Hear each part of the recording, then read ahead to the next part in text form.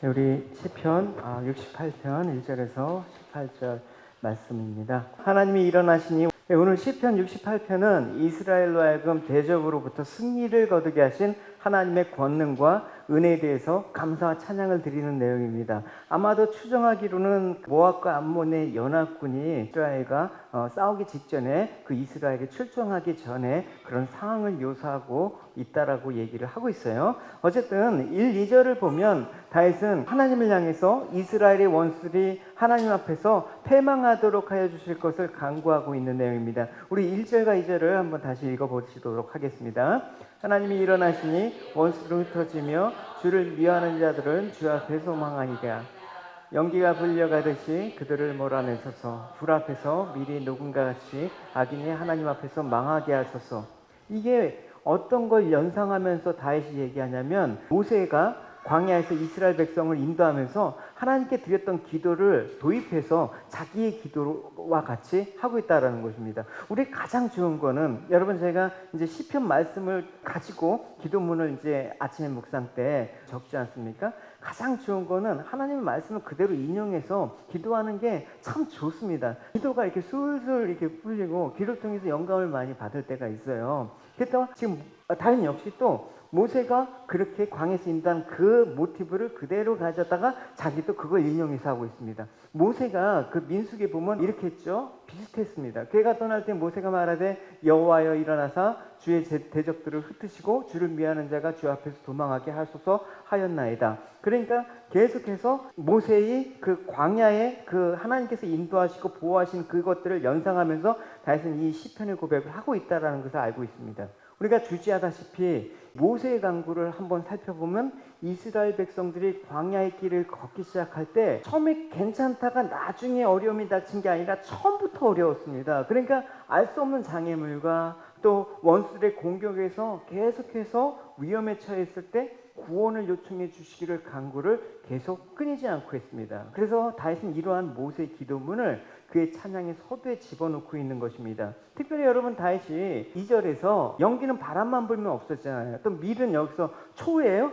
그래서 불 앞에서 녹아내려서 그 흔적이 찾기가 어렵듯이 하나님께서는 대적들이 위협할 때 하나님 의지하고 그들 두려워하지 않겠다고 고백한 것입니다. 왜냐하면 이 믿음이 다윗으로 하여금 승리와 확신을 가지게 함으로써 대적의 위협 앞에서 내가 기뻐 뛰놀며 하나님을 찬양하라고 촉구하고 있을 수가 있는 것입니다. 3절과 4절을 같이 읽어보겠습니다. 시작. 의인은 기뻐하여 하나님 앞에서 뛰놀며 기뻐하고 즐거워할지라다. 하나님께 노래하며 그 이름을 찬양하라. 하늘을 타고 광야에서 행하시던 일을 위하여 대로를 수축하라. 그의 이름은 여호와이시니 그의 앞에서 뛰놀지라. 여러분, 우리가 시편 이 말씀처럼 하나님의 도우심을 확신하는 성도는 어떤 위기나 고난에 때려도 특징이 있습니다. 기뻐 뛴다라는 것입니다. 왜냐하면 세상에서 우리는 버림을 받은 것 같지만, 세상에 아무도 나를 도와줄 것 같지는 않지만 하나님께서 우리의 후원자라고 여기고 말하고 있기 때문에 그래요. 그래서 고아나 가부와 같은 성도들을 후원하시는 하나님이시다. 다윗은 그렇게 고백하고 있네요. 5절과 6절을 읽어보겠습니다. 그의 거룩한 처소에 계신 하나님은 고아의 아버지시며 과부의 재판장이시라. 하나님이 고독한 자들은 가족과 함께 살게 하시며 갇힌 자들은 이끌어내사 형통하게 하시느니라. 오직 거역한 자들의 거처는 메마른 땅이다. 여기서 보시면 고아, 가부, 고독한 자, 갇힌 자 모두가 연약한 자입니다. 그러니까 지금 자신의 이스라엘 상태가 이렇게 강한 자에게 억압되어 있는 상태라고 얘기를 하고 있습니다. 그러니까 당시에 이 상태는 하나님의 보호와 도우심이 절대적으로 필요한 상태를 의미하는 거거든요.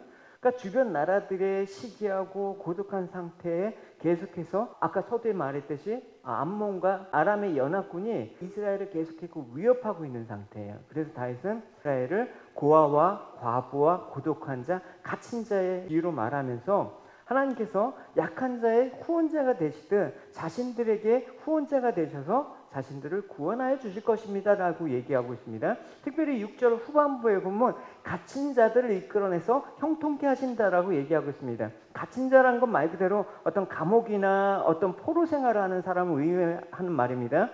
그러니까 그 상태에서 어떤 처지에 있는 이들이 자유를 박탈당하고 또 그들을 통제하는 자들의 요구대로 움직여야만 하는 고통스러운 삶을 살아야 될 수밖에 없는 자가 바로 갇힌 자라는 것입니다. 그래서 다윗은 이처럼 억압받은 자들을 이끌어내셔서 자유를 주시고 형통케 하시는 하나님을 찬양하고 있는 것입니다. 여기서 갇힌 자들이라는 건 문자적으로 어떤 포로나 수감자만을 뜻하는 게 아니죠. 여러분, 우리들 중에서 지금 감옥에 갇혀 있는 사람이 어디 있습니까? 근데 그와 같은 우리의 영혼의 상태를 지금 비유하고 있는 말입니다. 그러니까 갇혀 있거나 또 한 나라의 노예가 되는 이들이 아무것도 할 수가 없는 것처럼 우리가 악한 습관들 있죠. 또 인습들 있죠. 수많은 미신들, 수많은 죄의 굴레, 미래에 대한 절망과 두려움에 사로잡혀 있어서 우리의 영혼이 갇힌 자처럼 되어 있는 상태를 지금 말하고 있습니다. 그래서 로마서 7장에 보면 사도 바울이 한 가지 의문에 사로잡힌 거예요. 뭐냐면 내가 하고자 하는 걸 행할 수가 없어. 내가 오히려 원치 않은 죄만 계속해서 거듭하고 있는 나는 도대체 누구인가라는 그 물음을 하고 있단 말입니다. 로마서 7장 보십시오. 내가 행하는 것을 내가 알지 못하노니 그건 내가 원하는 것을 행하지 아니하고 도리어 미워하는 것을 행함이라. 그래서 계속해서 내가 착하게 살아야지, 내가 좀 옳은 일을 해야지 하면서 자기 의지에 반해서 계속해서 밀려오는 반대의 다른 의지가 있음을 깨닫게 되는 것입니다. 그 안에 거하는 죄의 법에 노예가 되었음을 알게 되었다라는 것입니다. 그래서 그가 탄식을 하는 거예요. 오, 나는 공고한 사람이로다. 이 사망의 몸에서 누가 나를 건져낼까라고 얘기합니다. 그러니까 스스로 율법의 요구에 따라서 끊임없이 내가 선한 삶을 살려고 노력하지만 내 힘과 능력으로는 갇혀있기 때문에 빠져나갈 수가 없어요. 그래서 이 빠져나갈 수 없는 나의 상태를 자기가 탄식하면서 하나님께 공고한 자입니다. 도와주십시오라고 얘기하고 있습니다. 여러분, 한 주일 동안 살면서 내 의지로 결정하고 계획대로 살겠다고 했는데 그 의지와 결정대로 잘 되어가고 있습니까? 불행해가 참 안 돼요, 여러분. 아침에 일어나는 것조차도 내 의지와 내 결심만으로 안 되는 것들이 있습니다. 그렇지 않습니까? 내가 뭘 안 하겠다고 해도 무의식 중에 하는 그런 것들이 있단 말입니다. 그러니까 이런 탄식이 바울의 탄식만은 아닙니다. 근데 이 탄식이 탄식으로 끝나는 게 돼서는 안 되고 이 탄식이 바울은 찬송이 되었다라는 사실이 중요한 것입니다. 그러니까 죄에서 그 절망과 탄식할 수밖에 없었던 나를 건져내신 분을 발견했기 때문에 그래요. 그 분이 바로 그리스도이시다. 그래서 사도 바울은 그러므로 이제 그리스도 안에 있는 자에게는 결코 정죄함이 없나니 이는 그리스도 예수 안에 있는 생명의 성령의 법이 죄와 사망의 법에서 너를 해방하였다. 내가 예수 안에 있기 때문에 내가 이 율법의 저주로부터 이제 정죄함이 없다라는 것을 확실하게 고백하는 것입니다. 그게 분명한 구원의 의미를 포함하고 있는 것입니다. 그 어떤 것도 그리스도 안에 있는 나를 흔들지 못해. 성령이 책임지고 있기 때문에 이것을 아는 것이 바로 구원이다, 해방이다라는 것입니다. 근데 사도 바울은 그랬어요. 내가 그리스도를 선택한 줄 알았는데 하나님이 나를 찾아와서 선택하셨습니다. 우리가 10명의 문둥병자 얘기를 주일날 하지 않았습니까? 주님께서 의도적으로 그 사마리아 지역을 찾아가셨다. 그게 우연 같지만 주님께서 의도적으로 가신 거다라고 얘기했습니다. 그러니까 내가 예수님께 나를 맡긴 것처럼 보이지만 사실 하나님이 나를 예수 그리스도 안으로 집어넣으신 것입니다. 그래서 성도는 자신의 행위로 인해서 지금의 내가 된 게 아니라 하나님이 나를 예수 안에 집어넣으셨기 때문에 예수님이 하신 모든 것이 나의 것이 되었다라고 고백을 하는 것입니다. 그래서 로마서 8장에 이런 고백을 통해서 내가 이제 이 탄식 가운데 찬송했는데 이 찬송한 그 내용들이 바로 나와요. 누가 우리를 그리스도의 사랑에서 끊으리요? 환난이나 공고나 핍박이나 기근이나 적신이냐 위험이나 칼이냐. 이렇게 확고한 하나님의 사랑을 믿고 사는 것이 바로 구원의 확신이라는 것입니다. 바로 이 구원의 확신이 이 편 오늘 68편에서 다윗이 고백하는 내용이라는 거예요. 7절에 이렇게 얘기하고 있습니다. 하나님이여 주 백성 앞에 앞서 나가사 광야에서 행진하셨을 때라고 얘기하고 있습니다. 그러니까 이 말씀에서 시사하는 게 뭐예요? 이 7절 이후부터 18절까지는 광야 시대의 이스라엘을 위한 하나님의 역사하심을 회상하고 있는 내용입니다. 그런데 다시 하나님께서 앞에 나가서 광야에서 행진하셨다라고 얘기하고 있습니다. 그러니까 친히 하나님께서 인도하셨다는 것이죠. 여러분, 이스라엘 하면 광야에서 뭐가 떠올라요? 구름 기둥과 불 기둥이 떠올라지 않습니까? 그게 떠오르면 앞으로 진행하고, 반대로 구름 기둥이나 불 기둥이 이 성막 위에 머물면 그들은 지나가지 않고 거기서 머물러야 되는 것입니다. 그래서 하나님께서 이스라엘 백성을 애굽에서 이끌어내신 이후로 가나안에 들어가기까지 한 번도 하나님은 그 인도하심을 하지 않은 적이 없습니다. 그래서 하나님께서 이스라엘을 애굽의 종살이에서 해방시키고 이제 그들이 알아서 가나안으로 들어간 게 아니라 끝까지 가나안까지 들어갈 때까지 이끌어 가신 것, 그게 구원의 여정까지가 사실 구원의 그 개념에 포함되어 있는 거예요. 광야는 여러분 어떻습니까? 광야는 수많은 진짜 위험이 도사리고 있습니다. 맹수와 맹독성의 곤충과 강도떼와 호전적인 그 민족들이 공격하고 있지 않습니까? 그래서 생명을 보존하는 데 필요한 물과 식량도 쉽게 구할 수 없는 곳이 광야입니다. 더군다나 낮에는 아주 뜨거워요. 밤에는 아주 또 추워요. 그러니까 이스라엘 백성이 스스로 안전하게 광야를 떠나서 가나안으로 들어간다라는 건 불가능한 것입니다. 우리가 죄에서 구원을 받았지만 우리가 저 천국에 입성할 때까지 우리가 이 땅에서, 광야 같은 이 땅에서 스스로 우리가 그 구원의 길을 찾아서 주님 앞에 간다라는 것은 애초부터 불가능한 일이라는 것입니다. 그래서 가나안 땅으로 들어가기까지 그들 앞을 친히 인도하여 주신 것이다 라고 얘기했습니다. 그 인도하시는 동안에 하나님의 은혜를 다윗은 이렇게 표현하고 있습니다. 9절 10절을 읽어보도록 하겠습니다. 시작. 하나님이여 주께서 흡족한 비를 보내사 주의 기업이 공핍할 때 주께서 그것을 견고하게 하셨고 주의 회중을 그 가운데 살게 하셨나이다.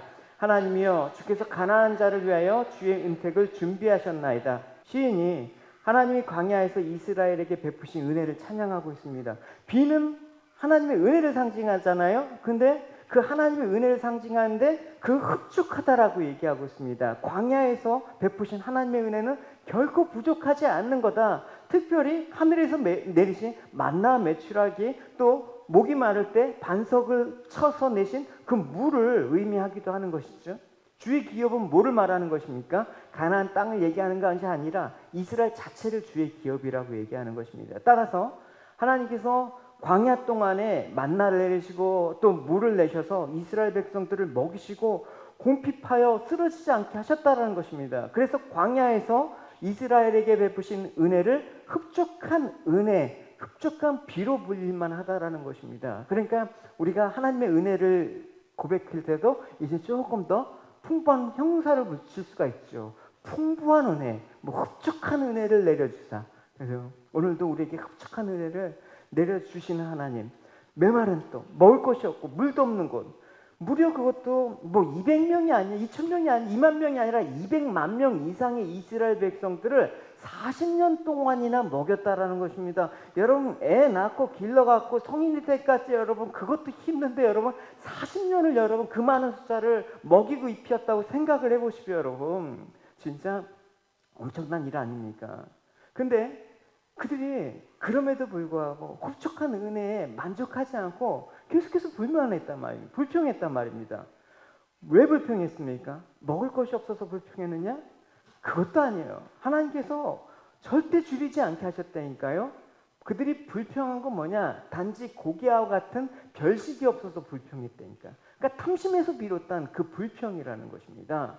그러니까 하나님께서 그들에게 그런 불만까지도 사실은 들어주셨습니다. 그래서 메추라기 떼를 몰아주셔서 그들에게 고기를 먹고 싶다고 하니까 그 문제도 해결해 주셨습니다. 얼마나 흡족한 은혜입니까? 그러니까 그 흡족한 은혜를 주님께서는 광야에서 베푸셨는데 광야 시대에만 사실 있었던 게 아니다. 다시 얘기하기를 가나안 땅에 들어간 정착 이후로 흡족한 비는 여전히 하나님께서 내렸다. 왜냐하면 가나안 땅에 들어가서 농경을 해서 수확물을 얻어서 이제 먹고 살아야 되지만 천수답이란 말입니다. 천수답이라는 것은 하늘에서 비가 내려줘야지만 농작물이 자랄 수 있는 땅이에요. 물을 저장하지 못하는 땅이란 말입니다. 그러니까 역시 가나안 땅에 들어가서 자기들의 힘이 아니라 하늘에서 이른 비와 늦은 비를 풍족하게 내리셔서 그들을 먹이시고 입히시고 살린 하나님의 은혜가 끊이지 않았다라는 것입니다. 그러니까 다시 그걸 생각하니까 광야 때 가나안에 들어가서 또 지금도 하나님께서 흡족한 은혜에 비를 내리고 있구나. 그래서 내가 지금 암몬과 모압의 연합군 앞에서 우리가 지금 두려워하고 있을 때도 하나님의 변함없는 그 은혜는 우리를 지키실 것이다 라는 사실을 고백하는 것입니다. 여러분, 우리의 고백은 여러분 그냥 배짱이 아니에요. 여러분, 아무런 근거 없는 바램이나 헛소리가 아니란 말입니다. 왜냐? 하나님께서 광야 시대 때 베푸는 흡족한 은혜는 오늘 우리의 현재의 삶에도 내리시기 때문에, 할렐루야. 성령의 비가 내리네, 하늘의 문을 여소서. 할렐루야. 날마다 하나님 성령의 비가 내 삶 가운데 흡족하게 내려줘서 은혜 담비를 부어주셔서 메마른 나의 땅을 적셔주시고, 하나님 이 죄악된 땅을, 하나님 이 오염된 이 땅 가운데 이 나를 지켜주십시오. 이 다윗의 고백이 바로 우리의 고백이 돼야 되는 것입니다. 그래서 현재 이스라엘이 당면하는 그 위기를 하나님께서 반드시 승리해 주실 것이다. 마찬가지로 여러분, 어려운 가운데 있습니까? 여러분, 그 어려운 가운데, 여러분 우리를 두려워하고 있는 가운데 하나님께서 틀림없이 흡족한 비를 내리실 거라는 그 믿음의 고백을 여러분 드리시기 바랍니다. 할렐루야. 하나님 틀림없이 찾아와 주십니다. 그 은혜 가운데. 제가 이제 강남역 사거리를 이제 친구들 만날 때, 이제 아는 사람 만날 때, 청년 때 자주 갔어요. 강남역 사거리에 뭐가 있냐면 뉴욕제가가 있었어요. 뉴욕제가 여러분 아세요? 빵집이에요. 빵집 엄청 커요. 지금 뭐가 있는지 모르는데 저 때는 어쨌든 뉴욕제가예요. 거기 명소였어요. 그래서 거기 다 앉아 있으면 많은 사람을 구경할 수가 있습니다. 거기가 만남의 장소였거든요. 빵 먹으러 뉴욕제가 온 사람은 아무도 없어요. 거기서 뉴욕제가 12시에 만나자. 거기서 기다리는 사람의 표정을 보면 어떻습니까? 틀림없이 여기서 기다리면 온다. 그 약속이 있기 때문에 그 기다리는 그 표정을 이렇게 보면 하나도 안 지루해요. 그죠? 어쩔 때는 약속이 어긋나갖고 막 1시간, 2시간 기다리는 사람도 있어요. 그럴 때 그 사람은 어떻게? 그래도 온다. 여러분, 우리 기다림은 그런 것입니다. 만약에 이 두려움이 있을 때 하나님 안 도와주시면 어떡하지? 하나님 나를 버리면 어떡하지? 아니, 틀림없이 온다. 할렐루야. 하나님 기쁨으로, 하나님 능력으로, 하나님 우리에게 위로로 틀림없이 온다. 할렐루야. 강남역 사거리에서 사람을 기다리는 것도 확실히 온다라는 그 기다림으로 기다리는데, 이렇게 확실한 약속의 은혜를 우리에게 주셨는데 우리가 기다릴 때 두려워하겠습니까? 좌절하겠습니까? 하나님은 생명의 양식과 성령의 담비로 우리 영혼을 적셔주시고 만족을 누리게 하시고 또 육적으로 우리에게 필요한 모든 것을 공급해 주십니다. 우리가 영적인 거라고 해서 육적인 것을 무관하다고 생각하는 것 또한 위험한 것입니다. 우리에게 필요한 것을 하나님께 구하십시오. 하나님께 당신의 백성의 필요를 채우신다면 이런 의문을 제기했죠. 왜? 근데 우리는 늘 만족한 삶을 살지 못하는 것입니까? 라고 묻습니다.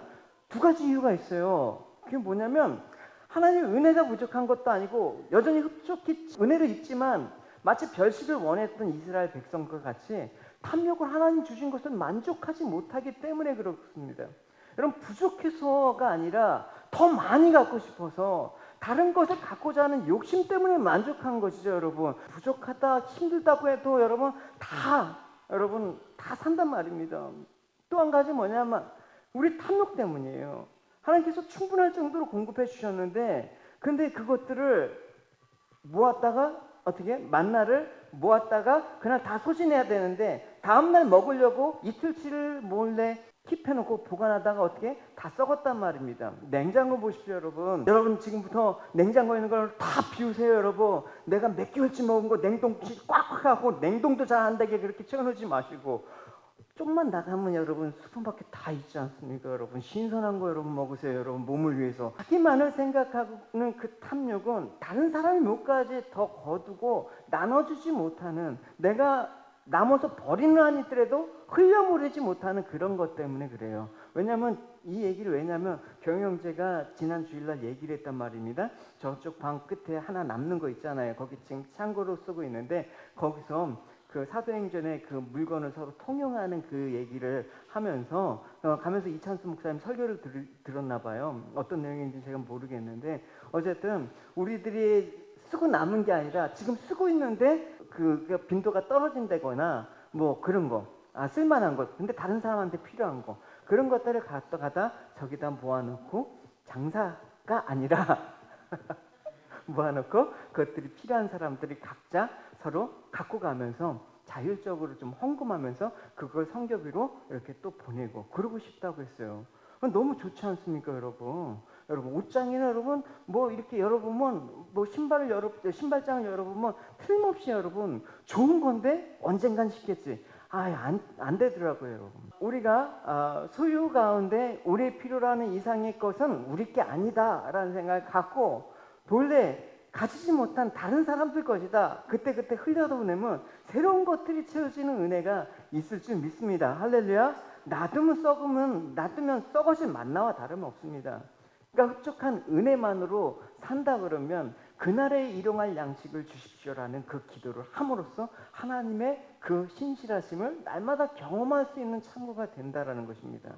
그럼 여러분 우리가 생각할 때 애굽에서 이렇게 이끌어내셔서 하나님이 이렇게 흡족한 은혜를 베푸셨기 때문에 하나님 그 은혜를 정말 귀하게 생각하는 게 아니라 이스라엘 사람들은 어떻게 생각했습니까? 오늘도 당연히 주셔야지. 여러분 이스라엘 백성들이 처음에 만나를 거뒀을 때 그 첫날 만나를 이렇게 땄을 때 그 기쁨이 얼마나 컸을까. 그런데 이제 광야 생활 한 10년 20년 지나고 광야에 나아갔을 때 그 아침에 거뒀던 만나는 첫날 거뒀던 만나와 그 느낌이 같을까요? 다를 거예요. 다 당연히 있는 거야. 여러분 당연한 은혜는 없어요, 여러분. 오늘의 은혜, 또 내일은 하나님께서 또 은혜를 베푸셔야지만 우리가 살 수 있는데 이게 시간이 갈수록 무뎌지네요, 여러분. 근데 무뎌진 이 마음을 이스라엘 백성의 그런 표현과 다르다라고 생각하지 마십시오, 여러분. 오늘도 은혜 아니면 살 수가 없는 우리들. 그러니까 하나님의 은혜를 귀하게 여긴다면 이스라엘 백성은 어떤 마음으로 갔었겠습니까? 하나님 인도하심에 순종하면서 신뢰하는 게 이게 당연한 태도 아닙니까? 근데 그러지 않았다라는 것입니다. 거듭해서 반역하고 불평하고 원망하고 신의 산에서 우상을 만들어서 하나님 대신에 섬겼고, 하나님께서 그때 이스라엘 백성들을 버렸다고 해도 하나님은 약속을 지키시지 않은 게 아니잖아요. 신실성이 없어진 게 아니잖아요. 그럼에도 불구하고 하나님께서는 중요한 건 뭐냐? 그들의 그런 모습에도 불구하고 버리지 않았다가 중요한 거예요. 버리지 않았다. 하나님께서 비록 그들을 징계하셨지만 오랜 세월 광야에서 연단을 통해서 그들을 하나님 자녀답게 만드셔서 하나님이 그들을 인도하시고 보호하셔서 필요를 채워주시고 마침내 하나님께서 가나안으로 집어넣으셨다라는 것을 우리가 알 수가 있는 것이죠. 이런 사실을 통해서 확신할 수 있는 게 뭐냐? 우리는 구원이 받았지만 구원의 완성도 하나님께서 책임지신다. 그래서 우리가 하나님의 나라에서 영원한 안식에 들이게 되는 것은 변함없는 확실한 사실이다. 그거를 갖고 살아야 되는 것입니다. 그래서 하나님 우리의 죄에서 구속하여 주시고 구속의 그 상태만으로 완성된 게 아니기 때문에, 왜냐하면 죄의 굴레에서 벗어난 것뿐이지 하나님 나라에 완전히 들어간 게 아니라는 것입니다. 아직도 광야 같은 이 세상에 살고 있는 우리들은 아직도 하나님께서 날마다 친히 보호하시고 앞서 인도하시고 하나님 나라를 들어갈 때까지 계속해서 붙잡아 주셔야만 되는 것입니다. 우리도 이스라엘 백성처럼 광야에서 수많은 죄를 짓고 삽니다. 하나님의 백성이라고 생각할 수 없을 정도로 수많은 죄악 가운데 우리가 생각해봐도 여러분, 우리를 봤을 때 과연 나는 하나님 나라에 들어갈 것인가? 라고 물어봤을 때 참으로 의심스러운 나의 모습을 많이 발견할 수가 있을 것입니다. 그러나 다윗의 찬양을 보면 비록 원수가 자신을 둘러싸고 있는 위기의 상황이라고 해도 하나님 앞에서, 나의 앞에서 지금 행진하고 계시는 이상 원수가 자신을 해할 수 없음을 고백하고 있는 거예요. 그래서 17절에 읽어보겠습니다. 시작. 하나님은 경고는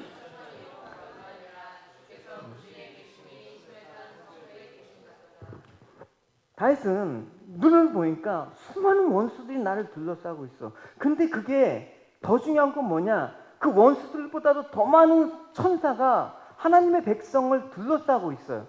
어느 게 현실이에요, 여러분? 그 하나님의 보호하심을 인지하는 그 상태가 바로 현실적인 거예요, 여러분. 그래서 우리가 믿어야 될 것은 하나님이 이 세상을 다스리고 계시고 하나님 백성 또한 하나님의 그 다스림 안에 들어가 있다. 그래서 하나님이 인도하고 계시는 이 현실이 참된 현실이다. 이것을 아는 자는 하나님께서 우리의 미래를 붙들고 계신다. 그래서 우리가 하나님의 행하심을 믿으며 신뢰한다. 이것이 바로 믿음이다. 그래서 우리는 믿음으로 말미암아 산다라고 얘기를 할 수가 있는 것입니다. 그래서 세상 사람들은 현재의 것으로 미래 인생을 예측하는 것이죠. 지금 소유가 넉넉하고 지금 직장이 탄탄하고 내가 지금 건강해. 그러면 나의 노후가 걱정이 없을 거야 라고 생각을 합니다. 이 모든 것이 어리석은 부자 같다라고 주님께서는 말씀하고 있습니다. 인간의 인생은 현재의 것이 책임질 수 없습니다. 하나님 뜻대로 이끌어 가심을 잊고 사는 거예요. 그거는 성도는 자신의 인생의 전부를 하나님께 의탁하는 존재이다. 나를 사단의 손에서 구출해 주시고 사망에서 건져내시고 하나님의 언약대로 영원한 하나님의 나라의 백성으로 세우시기 위해서 우리를 붙으시고 인자와 긍휼로 인도하시는 하나님을 신뢰하기 때문에 내가 지금 수많은 대적이 나를 둘러싸고 진신다 하더라도 나는 주를 바라보면서 주의 행하심으로 인해서 감사하고 찬양할 수 있다. 이것이 성도의 찬송이 되어야 되는 것입니다. 할렐루야. 다윗의 확실한 고백이 이제 18절의 마지막 고백입니다. 같이 읽어보겠습니다. 사로잡은 자들을 취해서 선물을 사람에게 또는 반역자들부터 받으신다. 그러니까 지금 이스라엘 백성들이 전쟁에 승리했어요. 개선하면서 하나님께 정복한 나라의 그런 포로들과 그 예물들을 바쳤습니다. 근데 중요한 게 있단 말입니다. 근데 여기서 반역자들로부터도 받으신대요. 반역자들. 이게 바로 하나님께서 지금 이 일을 행하신 이유가 된다는 것입니다. 우리는 이 지금 반역자들로부터 받으시는 하나님이 함께 계시는 이 지금 은혜를 누리고 있다는 사실을 다윗은 고백하고 있는 것입니다. 그러니까 하나님께서 이스라엘 백성들을 정복 전쟁을 통해서 이방 민족을 정복한 것은 단지 이스라엘 영토를 누리기 위한 것이 아니다라는 사실을 얘기해 주는 거예요. 왜냐? 하나님께서 다른 나라 백성들 또한 자신의 백성으로 삼기 위함이었다라는 것을 다윗은 고백하고 있습니다. 그러니까 이 당시 다윗의 고백은 하나님의 구원의 역사에 대해서 찬양한 거라는 것입니다. 단지 이스라엘만의 그 강한 나라를 만들기 위해서 다른 나라를 쳐부셔서 이기는 것이 아니라 다른 나라로 사로잡힌 이방 민족들이 주님께 돌아와서 그들이 주님께 나갈 수 있도록 내가 지금 싸우는 거다라고 얘기를 하고 있는 것입니다.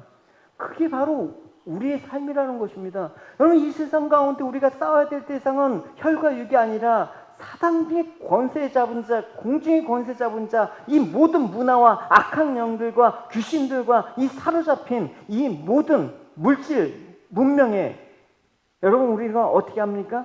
싸워야죠. 싸우면서 그들로부터 빼앗긴 영혼들을 구해서 하나님께서 찬송 받을 수 있도록 우리의 삶들을 내어드려야 되는 것이죠. 우리가 이 땅에 사는 이유는 이 이유 하나로 다 귀결되는 것입니다. 그러니까 신약에서는 이 구절을 그 사도 바울은 예수님께서 이 세상에서 강림하셔서 십자가 구속을 통해서 죄의 권세를 깨뜨리고 죄 속해 있던 자녀들을 이제 복음의 포로로 잡아서 그들로부터 경배하게 만드실 것이다라는 그 말씀과 이어진단 말입니다. 에베소서 말씀 같이 읽어봅시다. 시작. 그러므로 이르기를 그가 위로 올라가실 때 사로잡혔던 자들을 사로잡으시고 사람에게 선물을 주셨다 하였도다. 올라가셨다 하였은즉 땅 아래 땅 내려가는 것이 아니라 무엇이냐? 내리셨던 그가 곧 모든 하늘 위에 오르신 자니 이는 만물을 충만하게 하려 하심이라.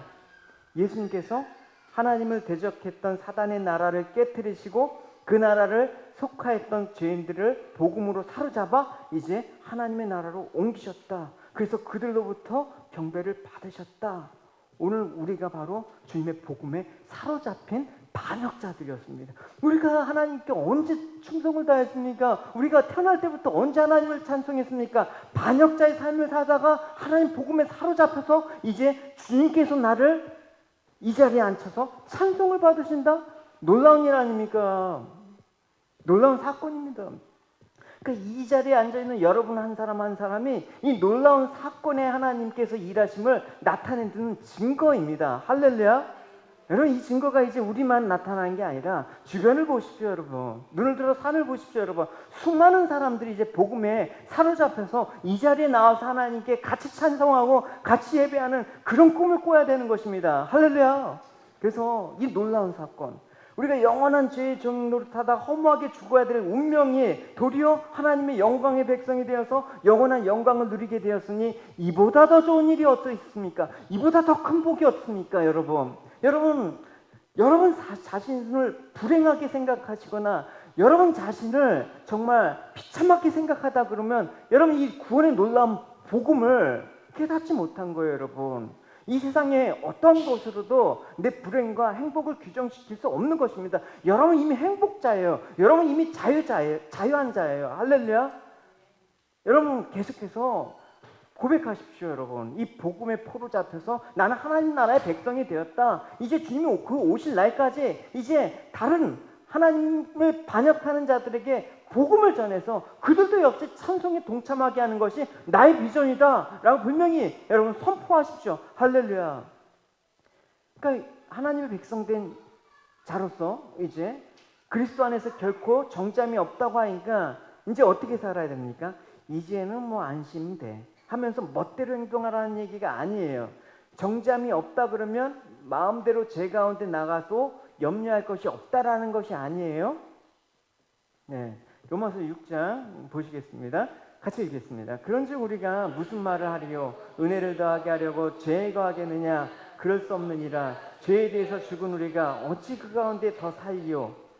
그러니까 성령의 법에서 해방되었다고 해서 마음대로 된다라는 것이 아니라 사망의 법에 의해서 지배됐던 내가 성령의 법에 의해서 사는 자가 됐다라는 것입니다. 그러니까 내 마음대로 산다라는 게 아니라 법이 바뀌는 거예요. 여러분, 사망의 법을 따르던 내가 성령의 법을 따른 자가 되었기 때문에 그게 정말 자유한 자다라고 얘기를 하고 있는 것입니다. 그러니까 사단에서부터 자유가 되게 된 거지 성령에서 해방되었다라는 것이 아니라는 것입니다. 그래서 우리가 성령의 법으로 산다 그러면 그 속에 누가 있습니까? 너 속에 내가 있다. 그러면 그 속에는 뭐가 있냐? 그리스도의 은혜와 사랑이 있다. 할렐루야. 그렇다면 나는 그 주님의 은혜와 사랑으로 살 수 있는 자가 되었다. 할렐루야. 그게 그리스도의 연인이란 말입니다. 갈라디아서 5장 1절에 그리스도께서 우리를 자유롭게 하려고 자유를 주셨으니 그러므로 굳건히 서서 다시는 종의 멍에를 매지 말라.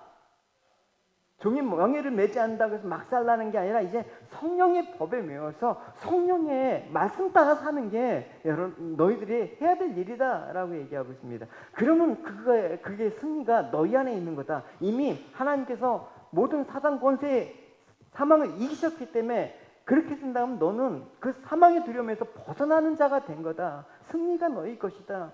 그래서 두려울 것이 없고 그래서 부족할 것이 없는 게 너희들이다. 이런 믿음으로 굳게 서야 되는 것입니다. 할렐루야. 마지막 때 주님께서 믿음이 있는 자가 과연 믿음이 지킬 자가 누가 있는가 염려스럽다고 얘기하셨는데 여러분 그 염려하는 그 주님의 염려를 아시고 주님의 염려를 끼치지 않길 바랍니다. 그래서 고통의 자리에서 여러분 잊지 말아야 될 것은 요셉을 형통하게 하신 그 하나님은 나를 형통해 하실 것이다. 그 형통은 우리를 생명의 길로 이끌어 가시는 주님의 그 흡족한 은혜가 부어지기 때문인 것이라는 것을 잊지 마십시오. 그래서 세상을 보지 마시고 영원히 사는 생명의 나라를 바라보게 된다면 여러분은 뭘 보게 될 것입니까? 하나님의 인도하심을 보게 될 것입니다. 그게 여러분의 현실인 거예요. 하나님의 행하심으로 인해서 하나님의 이름을 높이고 찬양하고 감사하게 될 것입니다. 내가 그리스도 안에서 산다라는 건 무엇입니까? 이미 나는 완성된 인생을 사는 거예요. 여러분, 내 인생은 앞으로 이렇게 해서 이렇게 계획해서 이런 모습으로 살아야지. 그건 이 땅에서의 그냥 모습일 뿐이지 그게 인생 자체는 아니란 말입니다. 내 인생 완성된 인생은 뭐냐? 미래 또 죽음 이후의 세계까지 완전히 보장된 하나님의 그 계획 안에서 사는 것이 인생의 참된 모습이다. 그거 그것이 바로 진정한 구원의 완성이다. 그렇기 때문에 자유자이기 때문에 세상에 매이지 않습니다. 그래서 여러분 날마다 마음에 누르고 있는 게 있지 않습니까? 살다 보니까. 그래서 제가 묵상에서 나눴지만 지난주 토요일이었어요. 아침에 이제 보통 걸어오는데 걸어오다가 알리스토 왜 이렇게 사람이 많아요, 여러분? 알리에서 줄을 서는데 1.5m 간격으로 해도 너무 많아요. 주차장까지 해갖고 이렇게 해갖고 꺾어졌어요. 뭔 일이다요? 그 관심을 갖고 제가 봤습니다. 뭘 하나? 근데 문도 안 열렸어요. 문이 열리려면 한 30분 정도 남은 것 같은데 사람들이 점점 많아지는 거예요. 도대체 뭘 팔길래 그래? 궁금해서 그게 아니라 사람들의 표정이 궁금해갖고 지켜보고 한 관찰을 했죠. 근데 그 사람들 표정에는 내가 물건을 싸게 살 것이다라는 기쁨과 기대감은 본데감기 없고, 저 녀석이 찾지 못하게 문 열리면 그냥 짜갖고 그냥 갖고 그냥 그래야지 산다. 내가 이거 못 찾아하면 죽는다. 없어도 뭐가 죽어요, 여러분. 별것도 아닌 것 같고 그렇게 목숨 맨단 말. 그 두려워해요. 막 내가 못 가지면 어떡하지? 내가 이렇게 노력했는데 못 얻으면 어떡하지? 세상에 산다라는 것은 그런 두려움 가운데 마음을 누르고 있는 것들에 대해서 계속해서 우리의 현실을 주님께 내어 맡기지 못하기 때문에 생기는 거예요. 우리가 무엇이든지 예수 그리스도 안에서 하늘의 모든 것을 얻은 자처럼 생각하시고 바라보십시오. 할렐루야. 쓸데없는 것에 집착하고 헤어나지 못하는 내 자신을 바라보십시오.